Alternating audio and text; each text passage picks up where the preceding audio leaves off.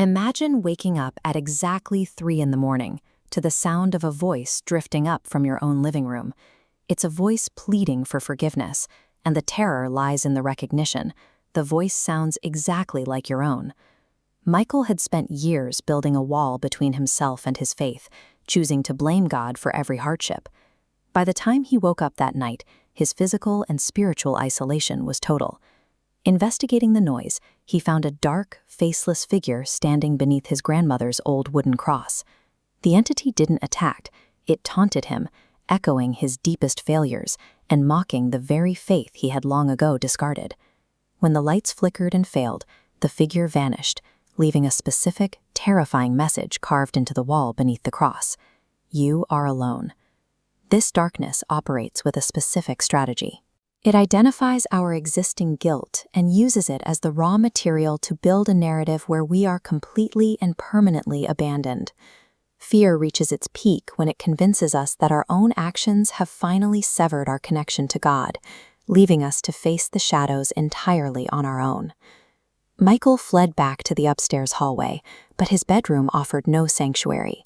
His bed was suddenly covered in dozens of old childhood photographs, spilling out like evidence of a life he had forgotten. These images forced a confrontation with his own history. Looking at his younger self, Michael was seeing a person who existed before the walls went up, before he had convinced himself that God was the enemy.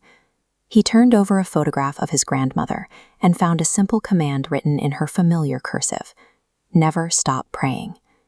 The weight of his isolation began to shift. He realized that while he had spent years walking away from his faith, that movement was one-sided. He had left God, but God had never left the room. Breaking a spiritual attack begins with an act of recovery, reaching back for the foundational truths that were true before fear began to dictate the reality of the present. The figure appeared again at the end of the hallway, closing the distance. It delivered one final lie: that there was no one left to save him, and no way out of the dark. Rather than trying to fight through the figure or run, Michael reached for the wooden cross and dropped to his knees. He stopped trying to win the confrontation through his own strength. This conflict map shows how fear and guilt create a closed circuit that sustains itself. That system only collapses when it hits a single point of blind trust: the choice to rely on a promise even when every physical sense suggests you are lost. Even with his voice shaking and his heart racing, Michael spoke his trust in Christ aloud. He didn't wait for the fear to leave before he affirmed his faith. The response was immediate. A surge of warm, brilliant light flooded the hallway, expanding with such intensity that the entity was instantly overwhelmed and vanquished.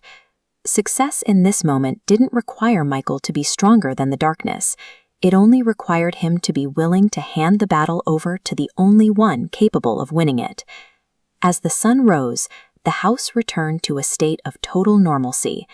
The shadows retreated, leaving behind the quiet, peaceful atmosphere of a typical morning.